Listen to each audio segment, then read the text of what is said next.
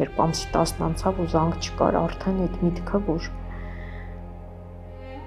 գուցե արդեն վերջ։ Ներեցեք, ձեր ինչն է։ Ես ասում եմ, տղաս։ Ասում են, կփոխանցեք հեռախոսը մեկ ուրիշին։ Ասում եմ, ոչ։ Ասեք։ Ասելու բանել էլ չկար, էլ ինչ ասեին։ Ու այդ գրառումներն ավարտում է այսպիսի տողերով, որ փամփուշտները հանեցի գրպանիցս ու տղերքին մի հատով բաժանեցի, որպես երաշխիք հայրենի հողում հանգիստ քուն մտնելու համար։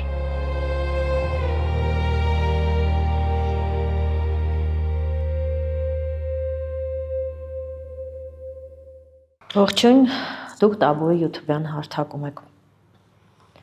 Հունվարի 28-ը հայոց բանակի կազմավորման օրն է և մենք պարզապես չէինք կարող չանդրադառնալ այս թեմային։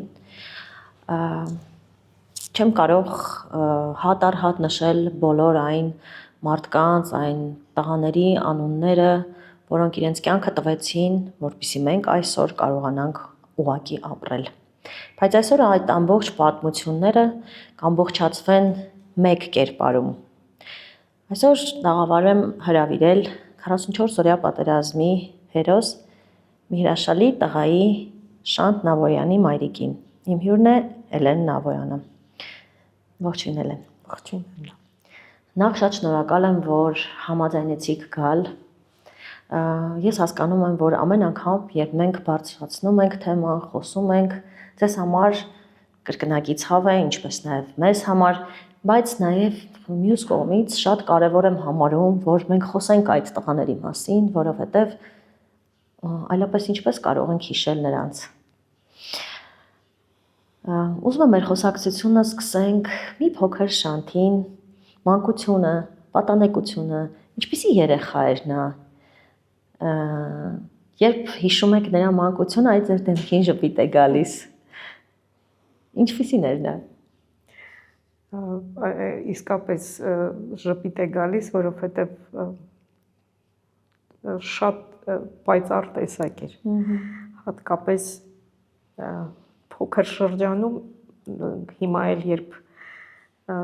թերթում եմ նկարները, իր բոլոր ֆոտոներն եմ նայում, գրեթե բոլոր նկարների մեջ ժպիտով է, ի տարբերություն արդեն իր հասուն ու մեծ տարիքին։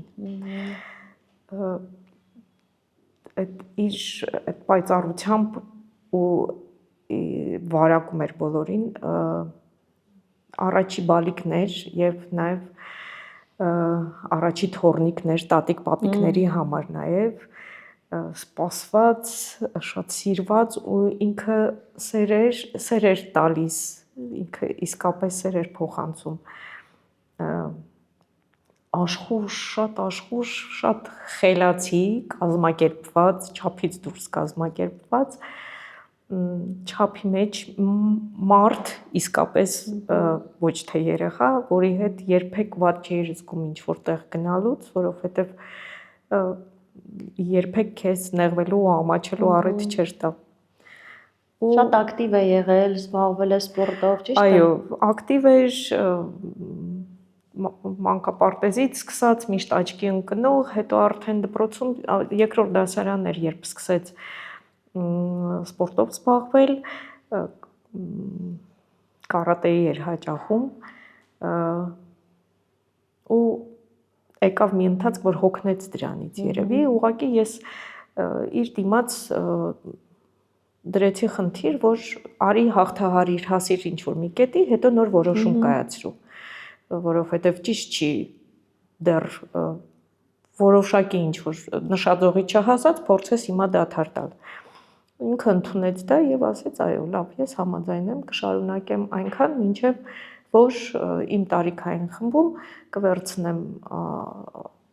ոսկե մեդալ և դրանից հետո այլևս չեմ գնա կարատեի և մենք եկանք այդ համաձայնության և այդպես էլ եղավ և ինքը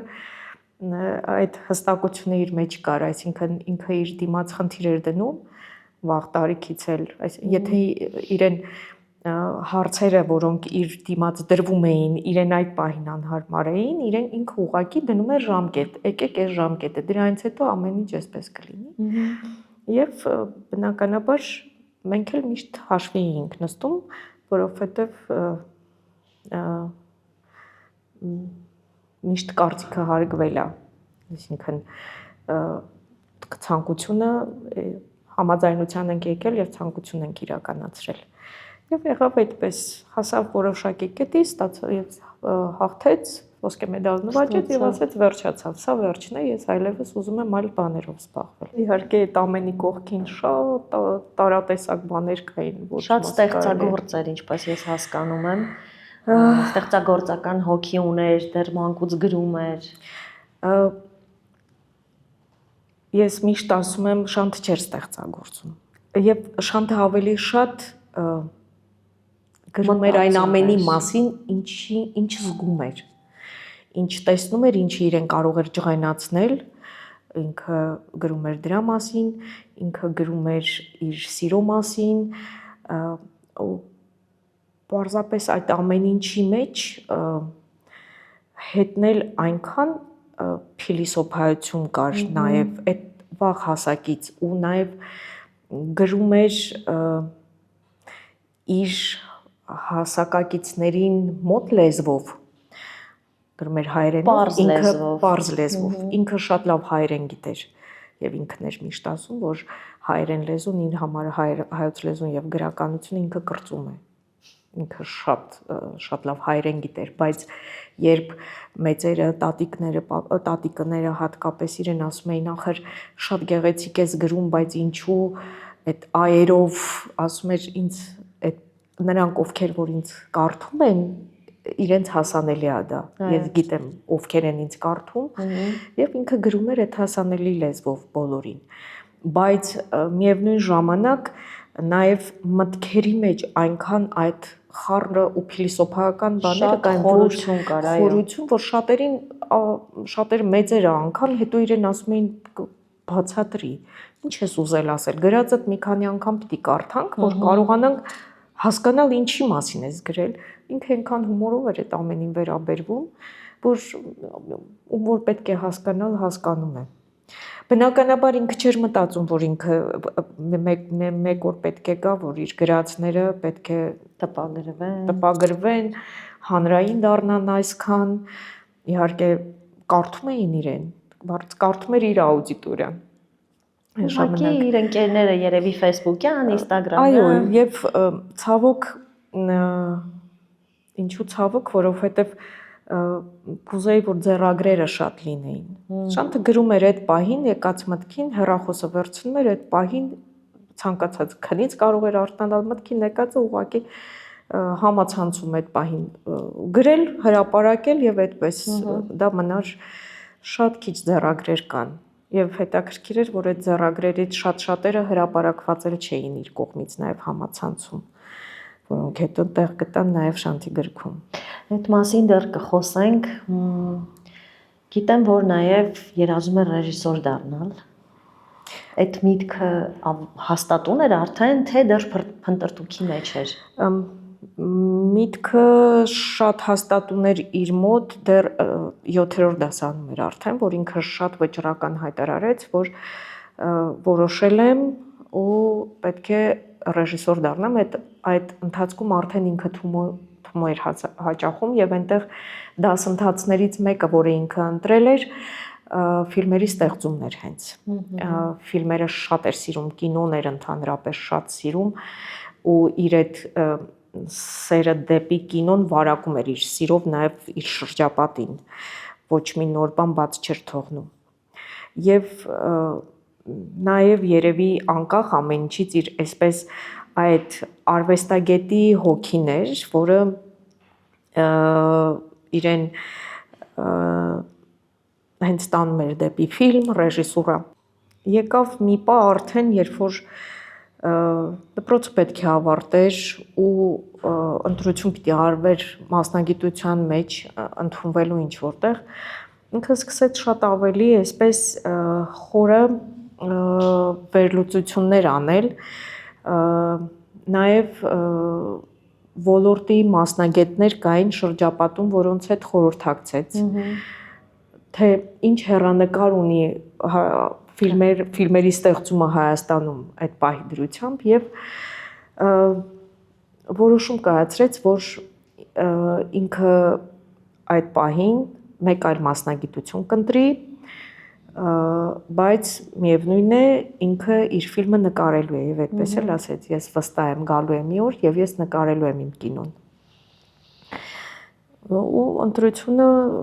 ֆրանսիական համալսարանն էր, ընտրեց ֆրանսիական համալսարանը մարքեթինգի ֆակուլտետը։ Էլեն ինչքան ժամանակ էր, որ զորակոչված բանակ, որ սկսվեց պատերազմը արդեն, ինչքան ժամանակ էր անցել։ 8 ամիս, 8 ամսվա ծառայով էր Շանթը, զորակոչվել էր 20 թվականի կարծեմ սկզբում Ղափան, չէ՞։ Ինքը Ղափանում էլ ծառայել է, ինքը հենց երբ քաշում էին այդ վիճակությունը, այո, Շանթը հենց այդ օրը միակ կապանն էր երևի այդ ամբողջ թղթերի մեջ, որ ինքը քաշեց եւ ես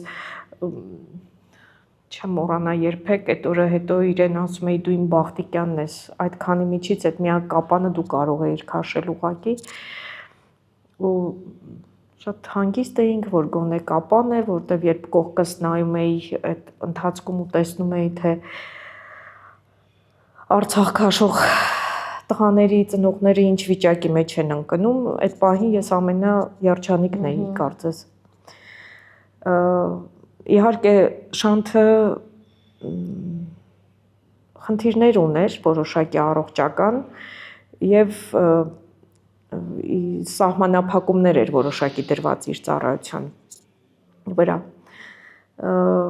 Զորակոչվեց հունվարի 8-ին եւ գրեթե 1 շաբաթ հետո 10 օր հետո իր խնդիրները այսպես գլուխ բարձրացրեցին եւ շատ այսպես ինքն էլ էր դրանից նեղվում, որովհետեւ անընդհատ իրեն բուժկետ էին տեղափոխում, բուժկետից հոսպիտալ էին տեղափոխում, Երևան էին բերում հետազոտությունների, հետո նորից ետ էին տանում եւ այսպես ես որ ետ ենք նայում իր ծառայության 8 ամիսներից գրեթե 6 ամիսը Շանթը ստիպված կամ բուժկետում կամ հոսպիտալում էր անցկացնում։ Իսկ երբ իմացաք, որ սկսել են պատերազմական գործողությունները, այդ ժամանակ Շանթը արդեն Արցախում էր։ Իրենց գունդը կապանի հրետանային գունդն էր, դա դեռ մեզ առաջին օրվանից էր հայտնի, տարին 2 անգամ գունդը տեղափոխվում էր Ջաբրայել, ջրական էր տեղափոխվում, այնտեղ իրենց գունդը իրենց տեղակայման վայրն ուներ, 1 ամիս ժամկետով տեղափոխվում էին, ամբողջ գունդը իրեն տեխնիկայով տեղափոխվում էր, այնտեղ իրենց զորավարժություններն էին անցկացնում եւ հետո վերադառնում էին։ Ապրիլին էր, երբ արդեն կորոնան գլուխ էր բարձրացրել, արդեն սահմանափակումները դրված էր, գունդը ապրիլի սկզբին Ջաբրայել տեղափոխեցին, ամիս ու կես այնտեղ էին, հետո մի քիչ երբ որ արդեն թեթևացած էր, ետ եկան մայիսին, դրանից հետո հունիսին Շանթին տեղափոխեցին այստեղ հոսպիտալ, Մուրացյանի զինվորական հոսպիտալը, հետազոտությունների հերթական եւ բավականին երկար 2.5 ամիս այստեղ էր։ Սեպտեմբեր ամիսը կրկին այն ամիսն էր, որ իրենք պիտի տեղափոխվեին Կապան եւ Շանթը դեռ հոսպիտալում էր, որ գունդը սեպտեմբերի 7-ին կարծես Կապանից տեղափոխվեց, Շանթին ամսի 11-ին սեպտեմբերի հոսպիտալից դուրս գրվեց եւ մեքենան տեղափոխվեց Ջաբրայել, որտեղ ինքը միացավ իր ընկերներին։ Էլեն, երբ իմացաք, որ արդեն սկսել է պատերազմը եւ Շանթը այնտեղ է, ձեր մտքի ծայրով անգամ անցավ, որ ամեն ինչ կարող է այդպես ավարտվել։ Ինչ այդ պահին եղավ։ Պատերազմի ինչպես բոլորը չնայած հենց սեպտեմբեր 27-ին առավոտյան ու զանգից եմ իմացել, ինձ զանգեցին ուղակի, որ Շանթից ինչ լուր կա, ես տեղյակ էլ չէի պատերազմից դեռ։ Բայց ես անակնկալի եկա եւ Շանթի հետ ուղակի կապվել հնարավոր չէր։ ես վախենում էինք զանգել գիտակցելով, որ պատերազմ է ու երբ լսում ես, թե որտեղից է սկսվել պատերազմը, դու հասկանում ես, որ իրենք միտեղ են, որտեղ ամենաթեժ կետն է, չգիտես ինչ է կատարվում։ Այդ ամբողջ օրը պարզապես անընդհատ հեռախոսով նամակներ էի գրում, որ Շանթ խնդրում եմ, մի բան պատասխանի, ոնց ես, ինչ կա, Շանթ բալես, մի լուր։ Ու ոչ մի ձայն չկար։ Լուսադեմին էր, երբ Շանթի ընկերուհին լուսադեմին ինձ SMS ուղարկեց, որ գրեց, Շանթը գրեց ու նկարել էր Շանթի այդ գրառումը, որ ամեն ինչ նորմալ է, չանհանգստանաք, փոխանցի մերոնց, հենց հարմար հանկարծ չպատասխանես, հենց հարմար լինի կգրեմ։ Ու կողմը այդպես հասկացանք, որ նորմալ է։ Այդ ամսի քանիսն էր։ Դա լույս արդեն 28-ն էր, գրեթե 28-ն էր։ Գրեթե չէ, լույս 28-ն էր, լուսադեմին էր, որովհետև դրանից հետո կարելի է ասել, որ Շանթից ամեն օր զանգ ստանում էինք։ Իհարկե ընթացքում էլի եղավ, որ կորավ ոչ մի կապ չունեինք։ Ինչպես բոլորի մոտ է եղել դա։ Բայց ամեն զանգից հետո պարտադիր զգուշացնում էր, որ հնարավոր է չկարողանամ զանգել, որովհետև կապ չունենք, որովհետև լիցքավորում չունենք, ամեն զանգից հետո դա պարտադիր զգուշացում էր։ Բայց բնականաբար սարսափելի անհանգստություն, բայց նաև անորոշություն, որովհետև երբ ինքը զանգում ու խոսում էր, դու ուղղակի չէիր հասկանում ինքը որտեղ է, որովհետև ցանկացած տված հարցին այնքան դրական պատասխան էր տալիս, որ հեռախոսը անջատելուց հետո մտածում էինք, տեսնես, այս լուրերը ճիշտ են թե չէ։ տեսնես ուր է, կարող է թաքստոցում են, կարող է ընդհանրապես այնտեղ չեն, որովհետև այնպեսի պահեր էր բռնում, որ ձայն չկար ընդհանրապես, չէիր հասկանում։ Երբ հարցնում էի, սնունդ ունեք, ուտում եք, համամ, ամեն ինչ շատ է, ամեն ինչ կա, Շանթ քնում ենք, քնապարկդ բացում ես, քնապարկ ունես, գոնե որ քնես, ինձ ասեց, չէ, չեմ մտնում քնապարկ, որ չկեղտոտեմ։ Անջատել է, ասում ես, երեխան գժվել է, այդ վիճակում էլ քնապարկի կեղտոտվելու մասին է մտածում։ Այդ հետո արդեն հասկացանք, որ ինչ քնել, ինչ քնապարկ, ինչ ուտել, ու ամեն անգամ հետո ձայնի մեջ այնքան ոգևորություն, ու ես իհարկե այդ օրերին բոլորս շատ վստահ էինք, որ այս պատերազմը ապրիլյանի պես տևելու է մի քանի օր, 3, 4, լավ 5 հիմա կավարտվի, լավ հիմա կվերջանա, եւս 1 օր ու հիմա կվերջանա, անընդհատ այդ ակնկալիքը, որ հիմա վերջ, հիմա արդեն բան չմնաց։ Ու միշտ այդ օրերին էր, որ սկզբի իր այդ ոգևորության, ձայնի մեջ այդ ոգևորությունը, որ լսում էի, հետո ասում էի, ամուսնուս ասում էի, Գուրգեն, տպավորություն է, որ այ հիմա ամբողջությամբ գիտակցում է, թե ծառայությունն ինչի համար էր, թե ինչու է ինքը այնտեղ, ու ինչ առաքելություն ունի ինքը անելու։ Այսինքն հանգիստ առանց ձեզ անհանգստություն պատճառելու, որպեսզի դուք լինեք հանգիստ։ Այդ Շանթ տեսակը ձայնիս մեջ երբ որ տագնապ էր զգում, մի քիչ հուզում էր զգում էր, որ անհանգիստ եմ, հեռախոսը անջատելուց հետո զանգում էր ինչ-որ մեկին, որ եղբորը կարող էր զանգել ընկերուհուն եւ ասել զանգեք, ասեք, որ ամեն ինչ նորմալ է, մամայի ձայնը դուրս չեկավ, պապան անհանգիստ էր, դեռ մի բան էլ ինքն էր այնտեղից անընդհատ, ու հետո եմ հիշում, երբ զանգը գալիս էր հեռախոսից տեսնում էի համարը ու հասկանում էի, որ ինքն է զանգում, ինձ հավաքում էի, հետո էի վերցնում, որպեսզի հանկարծ ավելորդ անհանգստություն իրեն ուղակի չպատճառեմ իմ անհանգստությամբ։ Վերջին անգամ իր հետ խոսել եք ամսի 9-ին, ճիշտ եմ հիշում։ Այո։ Էլի չկար ոչ մի անհանգստություն իր մեջ։ Հակառակը, այդ օրը ամեն ինչ այլ էր,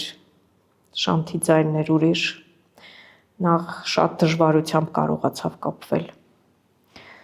Երեկոյան ժամը 8:30-ից զանգերը սկսվեցին, բայց զանգ եւ անջատվում էր, մի կարճ զանգ եւ անջատվում էր։ Իսկ բոլորը միշտ սպասում էին, որ Շանթը զանգեր, ու մենք բոլորին տեղյակ պահեինք, որ Շանթը զանգել է, որ ամեն ինչ նորմալ է։ Երբ այդպես շատ երկար շարունակվեց, ուղղակի մտածելով, որ կապ չկա, հերթական հնարավոր չի, բոլորին հարազատներին, բոլորին տեղեկացրինք, որ Շանթը փորձում է զանգել, բայց չի կապվում, որ հանգիստ եղեք։ Ու 1 ժամ անցել էր արդեն այդ փորձերից, զանգն եկա, վերցրեցինք ու խոսում։ Հոր հետ էր խոսում, ես լսեցի, որ հայրը հարցրեց՝ մի տեսակ ես, ինչ-որ բան ա պատահել, կարող ա քեզ լավ չես զգում։ Հորն ասաց, չէ, նորմալ ա ամեն ինչ, ուղղակի մանտրաշ էի, որ չէի կապվում ու պիտի հետներդ չխոսեի։ Երբ ես վերցրեցի, նույն զգացողությունն ունեցա, որովհետև շատ տարբեր էր նախորդ բոլոր զանգերից։ Հարցրեցի, վատ ես զգում քեզ, կարող է գլուխդ ցավում է, ինչ-որ խնդիրներ, որտեղ ինքը դա անընդհատ էր ունենում։ Ասեց, չէ, մամ, ուղղակի հոգնած եմ, գնամ քնեմ։ Ես ասացի, գնա քնիր։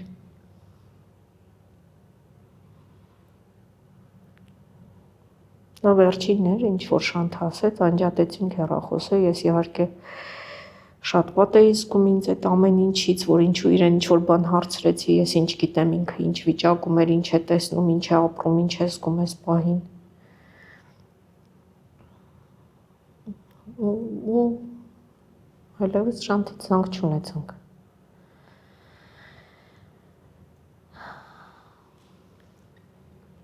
Հետո արդեն իմացանք, որ ամսի 11-ին էր արդեն հոկտեմբերի, երբ ամսի 10-ն անցավ, այդ օրը ես շատ վատ էի, որ առավոտյան արթնացա, երբ որ արդեն այդ հրադադարը հայտարարված էր, այդ պահին շատ այսպես ոգևորվել էի, որ վերջապես հրադադար մի քիչ կհանգստանան։ Մի կարճ ժամանակ հետո ինքնազգացողությունս փոխվեց, շատ անհանգիստ դարձա։ Կանխազգացում էր երևի։ Կանխազգացում, զգացում, որովհետև տեղս չէի գտնում, միայն լաց էի լինում, չէի կարողանում, այնպիսի տպավորություններ, որ ուզում եմ չգիտեմ, ու միշտ ու անընդհատ ասում էի, ես չեմ հասկանում, ես ոչ մի օր այսպես չեմ եղել, ոնց որ հիմա, ես չեմ հասկանում ինչա կատարվում։ Հետո այսպես բթացավ ամեն ինչ, անհասկանալի, սառեց, ու երբ ամսի 10-ն անցավ ու զանգ չկար, արդեն այդ միտքը, որ միգուցե արդեն վերջ։ Մտածել եք այդ մասին։ Մտածել եմ եւ այդ մտքից հենց այդ մտքից ինքս ինձ ապտակել եմ։ Թե ինչպես ես կարողանում մտածել դու այդ մասին։ Ինքս ինձ ապտակեցի, ասի մի հատ ուշքի արի։ Դու դեռ ոչինչ չգիտես, չերի մասին ես մտածում։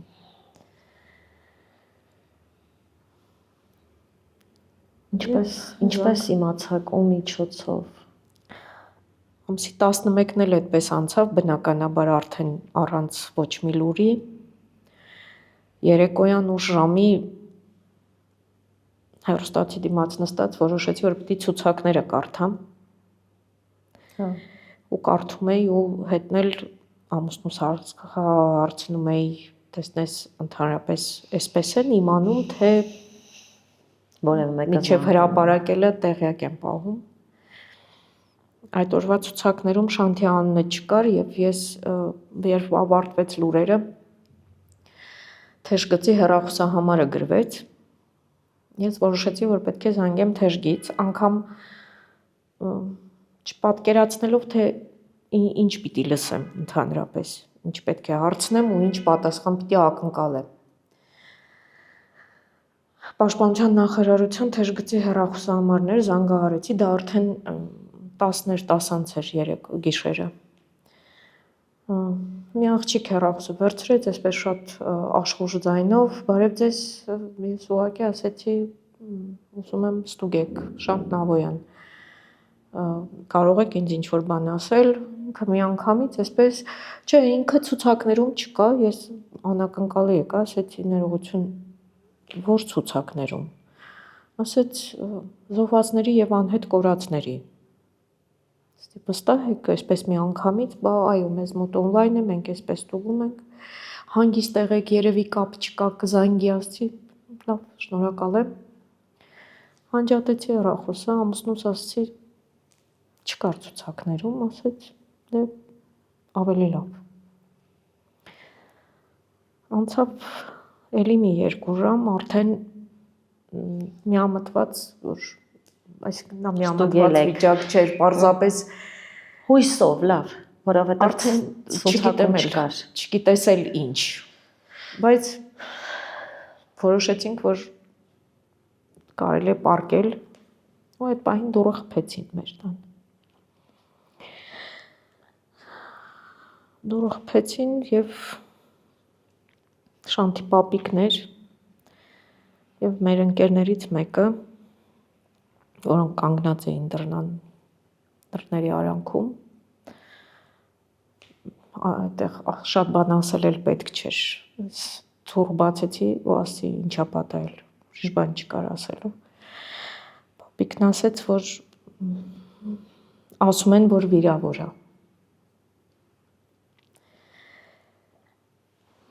Ու աննկարագրելի ծանր վիճակ էր, որովհետև ոչ մի կերպ չես կարողանում, բայց արդեն հասկանում ես, երբ որ տուն մարդիկ են գալիս, լցվում այդ ժամին, դու հասկանում ես, որ սա շատ ավելի ուրիշ բան է։ Ես ոչ մի կերպ չէի կարողանում հարմարվել, ես անընդհատ պնդում էի, որ ես զանգել եմ թեժգից, ինձ ասել են, որ ինքը չկա, չի կարող նման բան լինել ու որոշեցի, որ կրկին պիտի զանգեմ ու ասացի, որ ես նորից եմ զանգում։ Հեռախոսը վերցրեցի ու կարծես թե բոլորին ուզում էի ինչ-որ բան ապացուցեի, ձայնը բարձրացրած նորից զանգեցի ու նորից ասում եմ, որ խնդրում եմ ստուգեք Շանթ Նավոյան, մեզ լուր են փոխանցել, ուզում եմ ճշտել։ Ու այնտեղից մի ձայն ինձ ասում է, ներեցեք ձեր ինչն է։ Ես ասում եմ տղաս։ Ասում են կփոխանցեք հեռախոսը մեկ ուրիշին։ Ասում եմ ոչ։ Ասեք։ Ես լսում եմ, խնդրում ենք փոխանցեք հեռախոսը մեկ ուրիշին, ձեր ասում եմ իմ կողքը մարդիկ կան, մի անհանգստացեք, ասեք։ Պահին եղբայրս ուղղակի հեռախոսը վերցրեց, որովհետև ասելու բան էլ չկար, էլ ինչ ասեին։ Հեռախոսը ձեռքիցս վերցրեց եւ ամեն ինչ պարզ էր։ Իհարկե հետո արդեն օրեր հետո պարզ իմացանք, որ ամսի 11-ին արդեն իսկ օրվա սկզբին համայնքապետարանում էին տեղյակ պահել, որ կան մեզ փոխանցեն, բայց չէին կարողացել եկել հասել էին շենքի մոտ ու ոչ ոք չէր կարողացել վերև բարձրանալ, պարզապես ոչ մեկի համար էլ հեշտ չի։ Իհարկե։ Ու այդ ժամանակ հասկացա, որ փաստորեն մենք այն անտեղյակներն ենք եղել, որոնք դեռ ժամեր շարունակ հավատացել ենք, որ ամեն ինչ կարող է դեռ լավ լինել։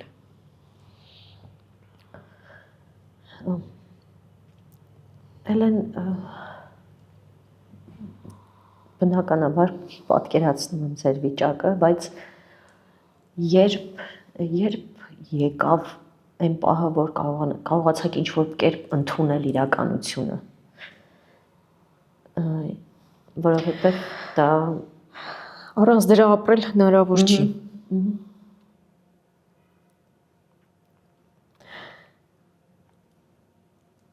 Ընթացքում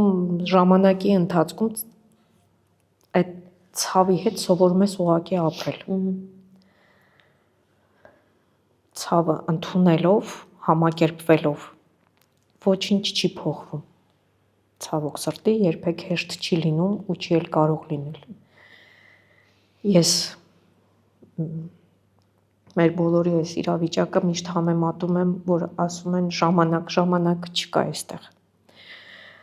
Սա հավասարազոր է հաշմանդամության։ Այսինքն, երբ մարդ չունի իր մարմնի մի մասը, բացակայում է ուղղակի։ Ցանկացած նման կարգավիճակով մարդ դա կարող է պատկերացնել։ Այս դեպքում երևի սրտի մի մասը։ Այո, այս դեպքում մի ամբողջ կես, մարմնիդ կես նաև, ոչ միայն սրտիդ, որովհետև ու ես միշտ ասում եմ, ինչպես որ հաշմանդամի ոչ ձեռք, ոչ ոտք, ոչ մի բան չի կարող վերականգնվել, նույն ձևով մեր պարագայում։ Ինքը վերականգնման ենթակա չի։ Դու պարզապես պիտի կարողանաս ընդունել եւ սովորել այդ ցավի հետ ապրել։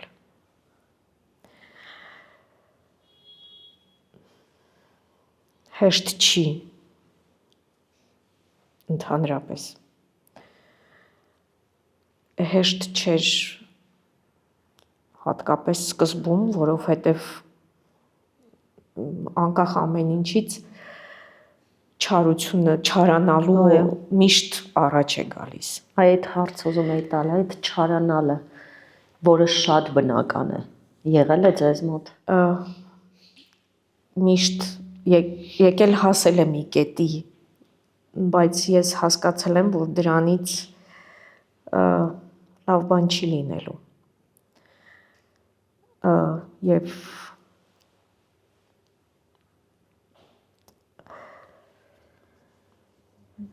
գիտակցումն է երևի ուղղակի, որ ստիպում է, որ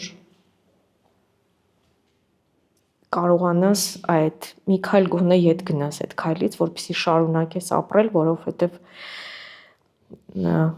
երբ մտածում ես ու հասկանում ես, որ դու երեխա ունես դեռ, որին պետք է մեծացնես, ամենակարևոր խթանը նայում է, քեզ տեսնում է, պարտավորություններ կան, որոնք դու իրավունք չունես ուղղակի մոռանալ, իսկ եթե այդ սահմանն անցնեիր ու այդ չարությունը հաղթի, ոչ մի բան այլևս հնարավոր չի անել։ Ու իրականում մեր աղջիկն էլ այսպես մի ուժ էր, որը ստիպեց, որ մենք շարունակենք ապրել, որովհետև մի պահ եկավ, որ ինքը ուղղակի այսպես ու մեծ չէր, ընդամենը 12 տարեկան, բայց ասեց վերջ, բավական է։ Շանթը չի ուզում, որ մենք լաց լինենք անընդհատ։ Ու ես հասկացա, որ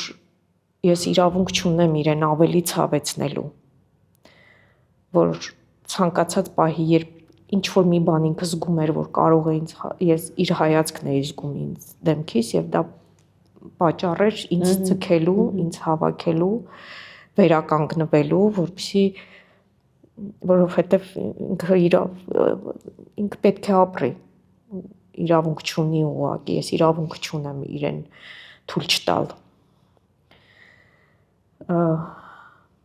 Եվ միշտ մտածում էի, որ եթե օրինակ մեծ լիներ ինքը տարիքով ավելի մանեն ու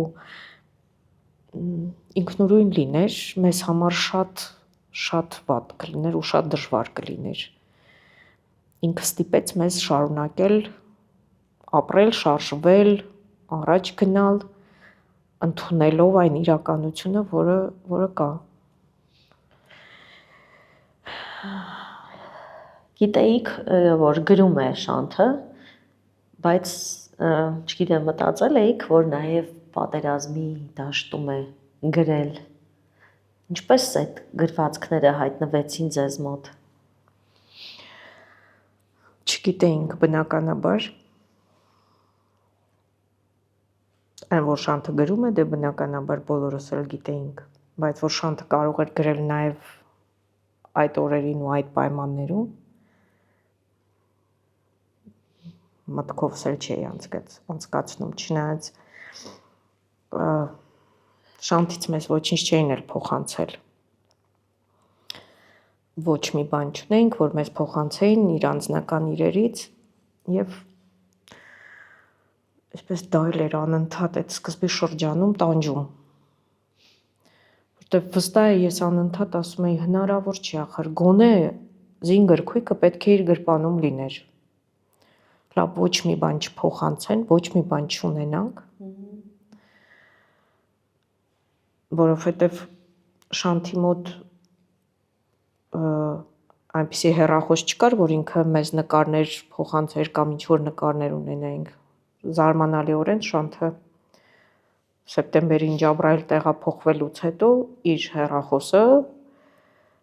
իր հրամանատարի միջոցով ուղարկել էր Ջաբրայելից։ Իր մոտ մնացել էր մի հատ փոքրիկ ՊՆ Nokia այդ իր մոտ հեռախոս չի եղել։ Դրա համար այդ օրերից նկարներ, ինչ-որ ոչ մի ինֆորմացիա չունենք։ Ես չգիտեմ ինչ էր մտածել, որ ինքը դա արել էր, համենայն դեպս արել էր դա։ Այն, որ հնարավոր չէր ախր մի բան գրպաններում չլիներ, անընդհատ անհանգստացնում էր եւ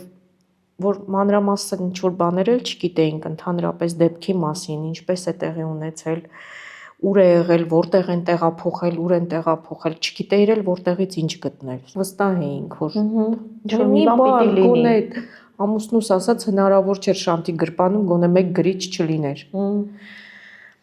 Եվ արդեն հոկտեմբերի վերջն էր, երբ ամուսինս գնաց մահվան վկայական նման զանգեց ինձ, ասեց ես հետ եմ գնում Հերացի։ Գնում եմ ու պահանջեմ, թող ինձ փոխանցեն իր անձնական իրերը, շատ վճռական այսպես որոշել էր։ Ու երբ գնացել էր ու այնտեղ պնդել էր, որ հնարավոր չի իմ տղայի գրպանում գոնե մեկ գրիչ չլիներ։ Տվեք ինձ այն ամենը, ինչ եղել է իր գրպաններում։ Այնտեղից ասել էին, որ եթե ինչ-որ մի բան է եղել է գրպաններում, մենք դա վաղուց փոխանցել ենք ազգային անվտանգություն, որովհետև այստեղ ոչինչ չի մնում։ Ուղղորդել էին թե ուր մոտենար, ինքը միանգամից այդտեղից բարձրացել էր ազգային անվտանգություն։ Բարձրացել էր եւ ասել էր, որ վստահ եմ, որ կան անձնական իրեր, գտեք եւ տվեք։ Որը ժամանակ փնտրելուց հետո Գուրգենին փոխանցել էին, բերել էին մի հատ փակ զմռսած տոպրակներով փաթեթ, որի վրա Շանթի անունն էր կպցրած։ Բացել էին, գրել էին, թե ինչ են փոխանցում, մի հատ տոպրակի մեջ, ֆայլի մեջ էին դրել, տվել էին ձեռքը ու Գուրգենն անգամ չնայելով, թե ինչ կա դրա մեջ, այն լարված այնպիսի վիճակում էր եղել, որ անգամ չէր նայել ինչ է, վերցրել էր ու տուն։ Երբ տուն մտավ ու այդ տոպրակը տվեց ձեռքս, դե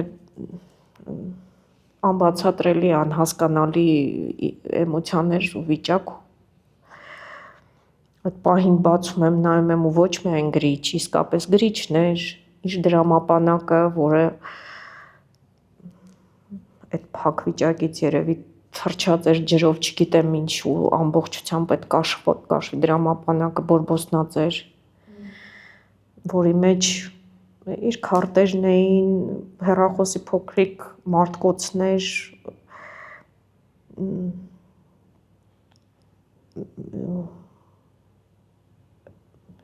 էլ ինչ էլի նամակ էր, որը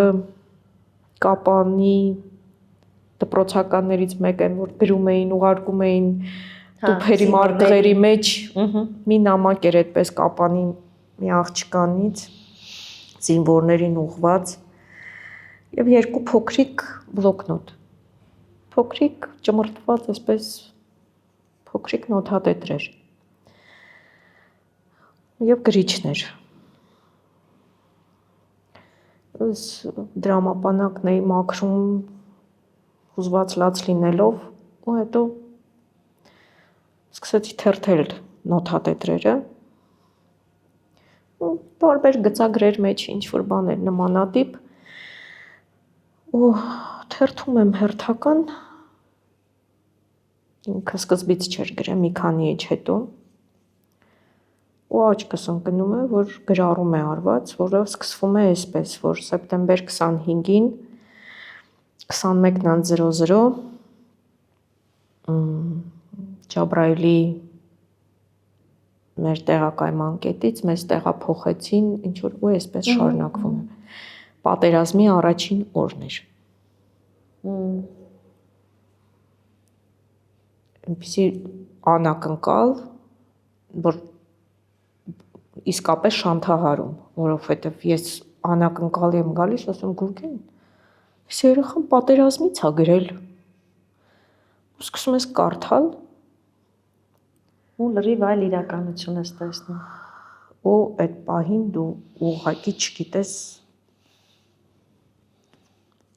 ուղղակի գոռալ ես ուզում, որովհետև գալիս ես հասնում ես մի կետի, որտեղ գրում է, որ 3 օր ոչինչ չընդունած ստամոքսս։ Ու դա գրում է մեկը, որը քեզ հավատացնում էր, որ իրենք անսահման սնունդ ունեն։ Հետո որ արկը պայթեց, մի բեկոր վաստակեցի ձախ ծնկից վերև, հարվածը թեթև էր բանալիս, ուժը վերցրեց իր վրա, մի քերծված կստացա, ու որի մասին դու ոչինչ չես իմանում։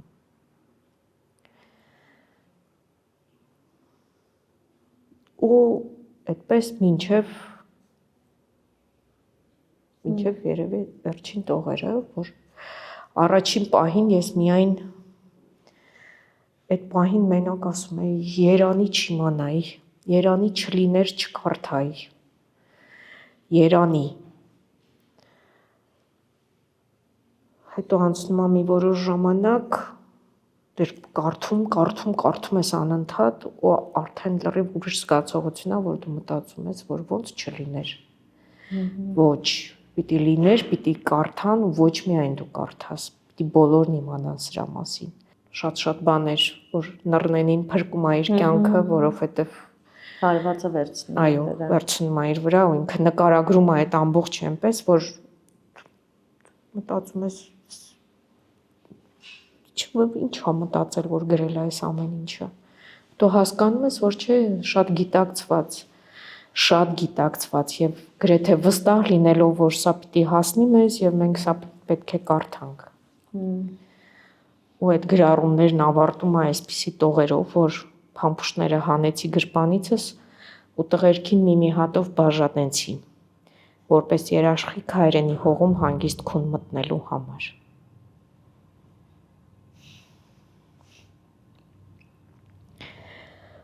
Եվ այդ ժամանակ արդեն գրքի միտքն ունեինք։ Դեռ սկզբի օրերին այսպես երևի դա էր մեզ ապրեցնելու, Շանթին ապրեցնելու այն կարևոր գրավականը, որ մենք որոշեցինք, որ Շանթի գրառումները ինչքան էլ դժվար լինի, պետք է հավաքենք, համացանցից հանենք, որքան հնարավոր է, որ գիրք լինի, ու երբ նորից կարդում վերեն թրծում ես, այնտեղ տողեր ուներ Շանթը, այսպես աֆորիզմի պես գրառում ուներ, որ եթե ինձ հնարավորություն ընձեռներ ծրագրավորել մարդու ուղեղը, առաջին հերթին նրան կսովորեցնեի շնորհակալություն հայտնելու արվեստը։ Եվ տակը մակագրել էր Շանթ Նավոյան, դեռ չգրված գրքից։ Իսկապես։ Եվ մենք այսպես այդ բոլորը ձեռագրերը, որոնք գտանք իր գրասեղանի դարակներում նաև մեզ պարտավորեցրին, որ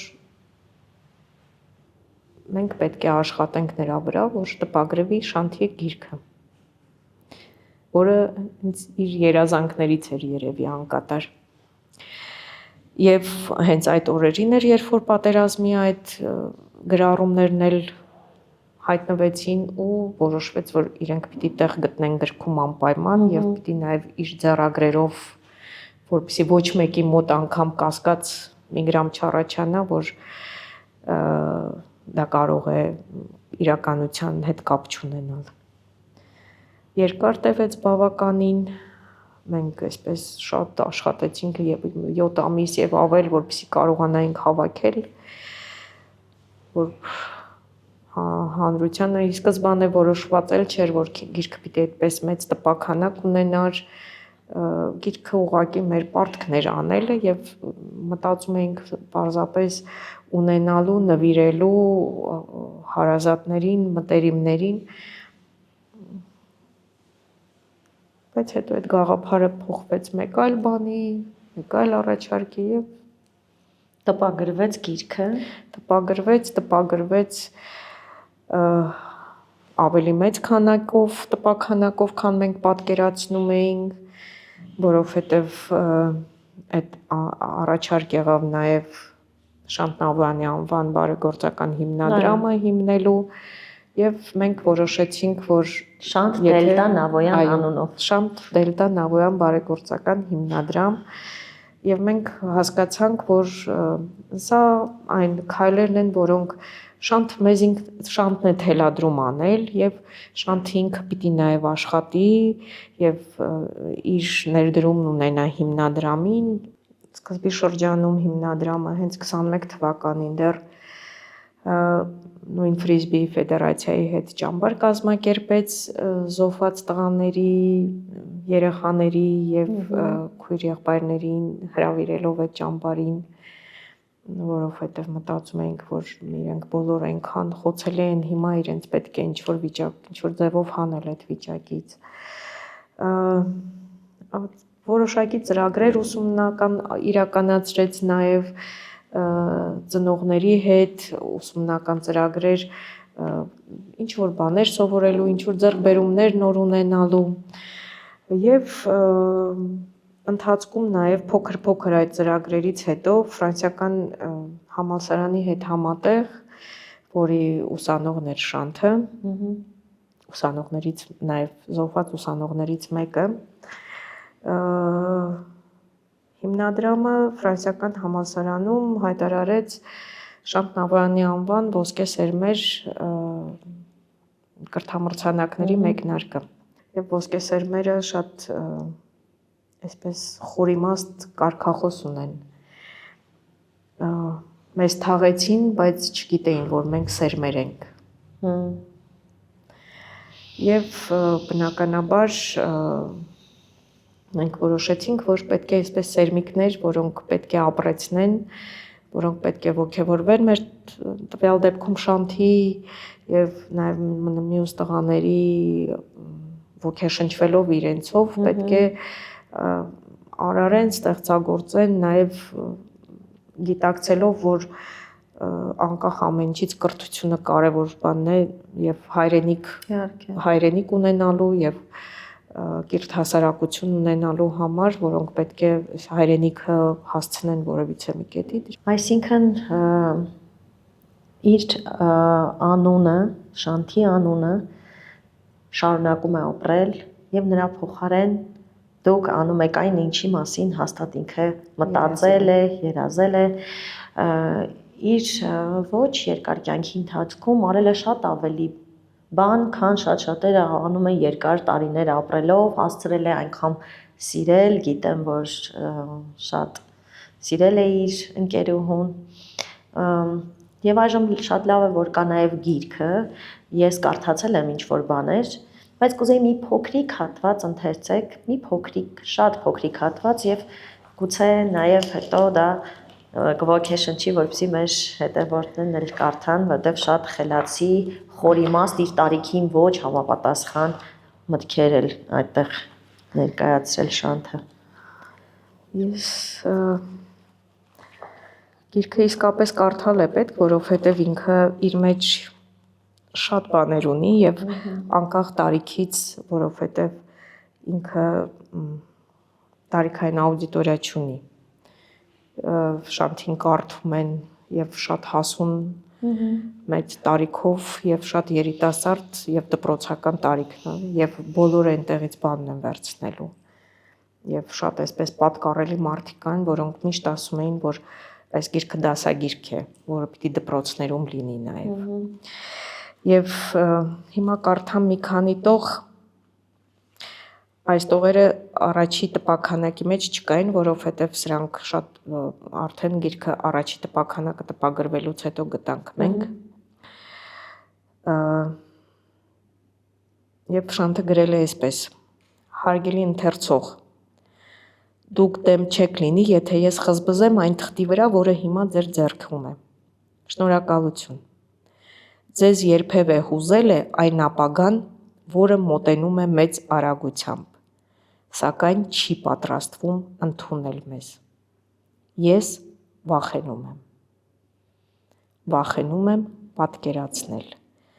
Եվ այդ վերջին վախենում եմ պատկերացնելը ինքը ջնջել էր։ Գրիչով խզբզել ու ջնջել էր այդ տողերը։ Ուղղակի անհավանական է, թե այդ տարիքի երեխան կարելի ասել ինչ մտքեր ուներ ու ինչպես է պատկերացրել կյանքը։ Այ դա է, որ հիմա ասում ենք երեխա, բայց երեխա չէր։ Զարմանալիորեն այդպես արագ մեծացավ, արագ հասունացել էր եւ այդ իր երևի ես հիմա երբ հետ եմ գնում շատ բաներ անդադար մտածում եմ, հարցեր, որոնք անընդհատ տալիս ես, որոնք պատասխաններ չունեն իհարկե։ Բայց հարցեր, որոնք անընդհատ առաջանում են, դու անընդհատ մտածում ես դրա մասին հարցեր ես տալիս եւ հիմա մտածում եմ, որ երևի ինքը գիտեր, ինքը զգում էր իրեն տրված այդ ժամանակը եւ դա էլ նաեւ պատճառ էր, որ ինքը շտապ էր, ինքը շտապում էր ապրել։ Եվ հենց այդ իր շտապելն էր երևի, որ հնարավորություն տվեց իրեն այդ իր 18-ում շատ ավելին ապրել, զգալ, քան շատերը 50-ում կամ ավել ու հետաքրքիր է, որ անգամ հարևաններն իրեն հիշում էին միշտ այդպես շտապելով, միշտ ասում էին Շանթին փողոցում կանգնած զրուցելուց մենք չենք հիշում, մենք չենք տեսել իրեն այդպես, ինքը միշտ վազում էր, միշտ շտապում էր։ Էլեն երբևէ մտածել եք, օրինակ, թե ինչու դա ձեզ հետ եղավ, կամ մտածել եք ինչ-որ մի բան ճիշտ չէ կարել, չգիտեմ, նման մտքեր, ցանկացածիս հետ դա լինում է, ես գիտեմ։ Անխուսափելի են։ Այդ մտքերն էլ են անխուսափելի, այդ հարցերն էլ են անխուսափելի։ Ինքդ քեզ մեղադրելը Առանց դա երևի ամենածանրն է այս ընթացքում։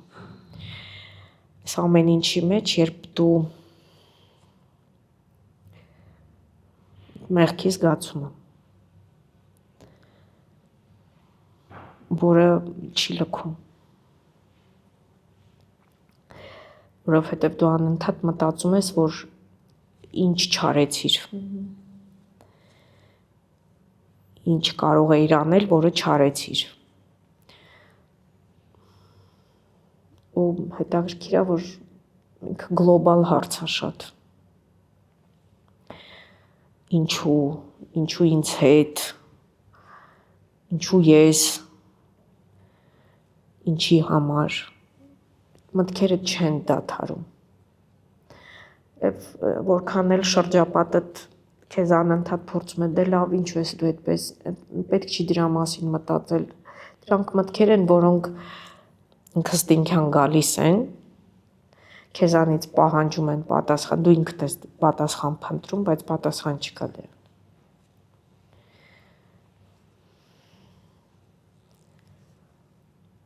Առանց ինձ թվում է չկա մեկը, որ երևի չունենա այդ զգացողությունը։ Եվ նաև մտածում եմ, որ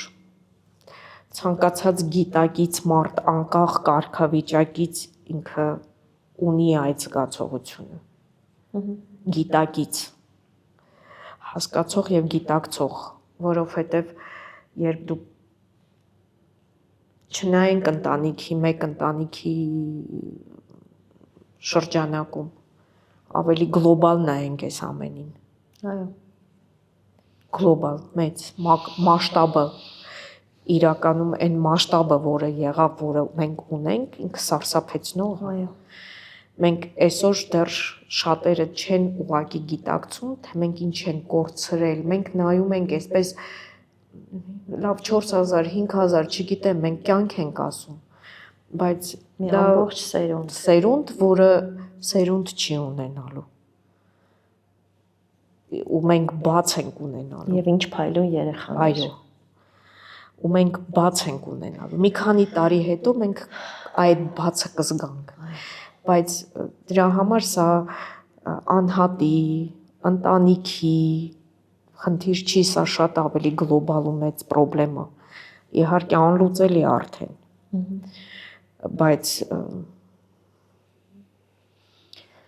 Բայց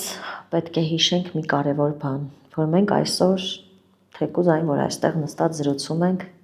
դա հենց այդ տղաների շնորհիվ է։ Միանշանակ։ Մենք պիտի հավերժ երախտապարտ լինենք այդ տղաներին, միշտ պիտի շնորհակալ լինենք, շնորհակալը շատ փոքր խոսք է, որ ես հիմա ասում եմ։ Պիտի ամեն օր քնելուց եւ արթնանալուց երախտապարտ լինենք նրանց, որովհետեւ հենց այդ երիտասարդ տղաների շնորհիվ է, որ մենք կարողանում ենք շարունակում ենք ապրել, արարել եւ պիտի բոլորս եւ ոչ միայն նրանց ծնողները, բոլորս պիտի միասին ապրենք ու անենք նաև նրանց փոխարեն։ Շնորհակալ եմ Էլեն, որ այս ծանր, ձեզ համար ծանր եւ ոչ միայն ձեզ համար թեմայի շուրջ համաձայնեցիք խոսել ինձ հետ, որովհետեւ դա շատ կարեւոր էր, որովհետեւ իսկապես ես մենք չէինք կարող չանդրադառնալ այս թեմային հայոց բանակի գոնե օրվա շրջանակում։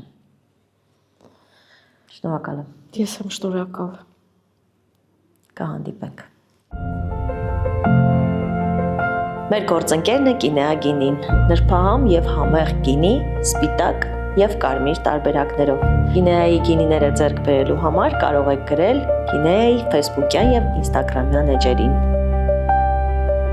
Մեր գործընկերն է Art Embassy ցուցասրահը։ Հենց այստեղ են տեղի ունենում մեր նկարահանումները։ Շնորհակալություն հրաշալի միջավայրի եւ տաղավարը մեզ տրամադրելու համար։